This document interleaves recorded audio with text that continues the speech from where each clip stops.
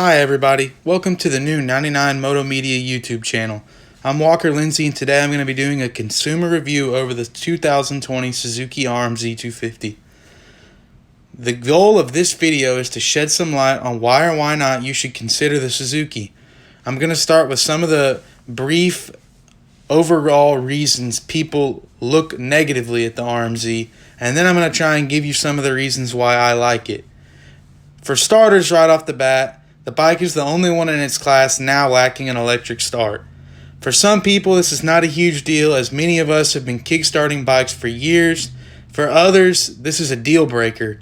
Going down at a race and not being able to get the bike going in a timely manner is not a good situation.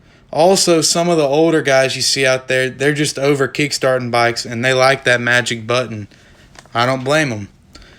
The next thing I'd like to go over that people claim is a negative is that despite coming with very good suspension components from KYB, the stock RMZ250 springs are just entirely too hard and too harsh for the average 250F rider. I agree that they are a little on the stiff side, but this is a change that can be corrected fairly easily with softer springs. The next part I would like to touch on is that they feel that the engine is a notch below the fastest bikes in its class, and it's not quite fast enough to compete with the stock engine against the other manufacturers in the class. Now that we've talked about the vague reasons why a lot of the test riders are ranking the Suzuki in last place at their shootouts, I'd like to give a few things that I like about the bike, being a guy that now owns it and got to spend a little time yesterday riding it. The first thing I noticed about the RMZ is that the bike handles and turns like a dream. Coming into the corners, whether it was an inside or it was an outside railing around a nice sand berm, that you can feel that the bike just stays right where you want it under you, and where you intend to aim the bike, that's where it goes. Connected to the controls, handling, and turning of the bike is the power. I feel that this bike is a very comfortable, usable power for the average rider. The Suzuki now comes with the MX Tuner accessory, which allows you to connect with an app on your phone, and this allows you to check hours as well as play with engine map tuning and document different maintenance records. This is a very cool feature that not all of the brands are yet to have.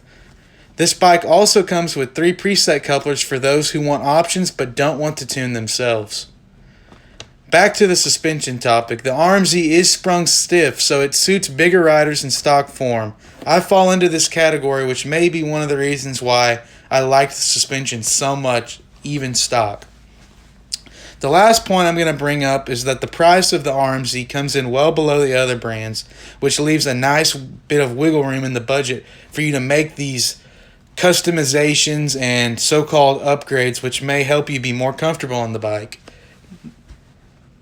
The last thing I'd like to say is overall the Suzuki is a great bike for those of us who need a fun bike at a great price and don't need it to come ready to go to line up at a national or a supercross race. I hope this video helps with your decision, and thanks for watching. Subscribe to the channel here and find us on Facebook and Instagram at 99 Moto Media.